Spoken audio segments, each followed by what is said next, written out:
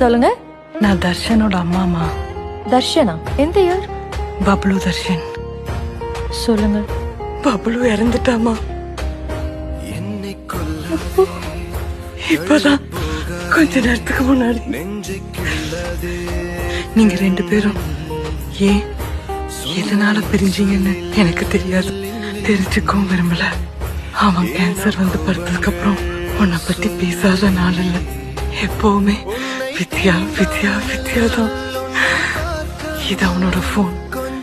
இது ஃபுல்லா அவன் போட்டோஸ் வீடியோஸ் தான் இருக்கு. இந்த போன் தான் அவனுக்கு சரி. அவன் குணமாகணும்னு நான் போகாத கோயில் இல்ல, வேண்டாத சாமி இல்ல.